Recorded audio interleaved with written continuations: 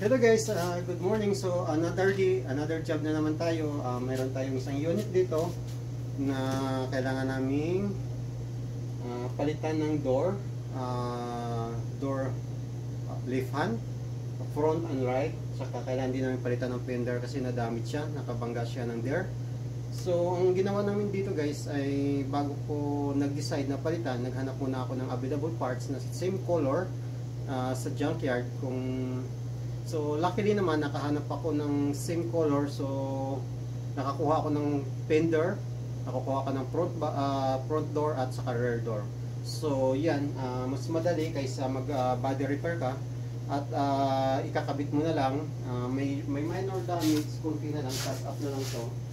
So hindi na ganun kahirap, pero kaysa magpintura ka pa, minsan kasi kailangan mo ring mag-check sa mga junkyard kung may available, kaysa i-fix mo pa yung unit, mag-repaint ka pa, dami pang trabaho. Kung once na makabili ka ng used door na same color, that's good enough, nakakasip ka talaga ng time and money.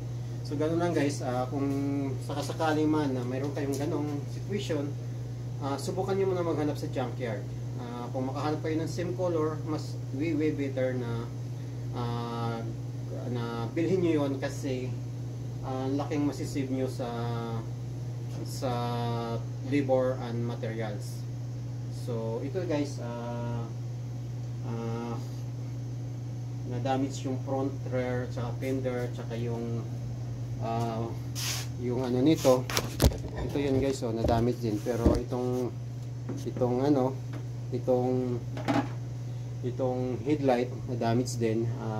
Hindi na ako naghanap ng pamalit sa headlight. Total yung tainga lang naman ng ito. Winelding ko lang yan. Winelding ko lang yan ng plastic welding, tapos good to go na yan. Hindi na siya ito yung pang welding ko. So imbis na bibili ka pa ng headlight, winelding ko lang yan guys. Mamaya ipa-final weld ko yan. Nilagyan ko lang siya ng metal reinforcement. Pagkatapos nyan, plastic hot welding ko na. So ganun lang guys, be efficient lang sa mga system, kasi pag tayo ay bumili, mapamahal pa tayo. So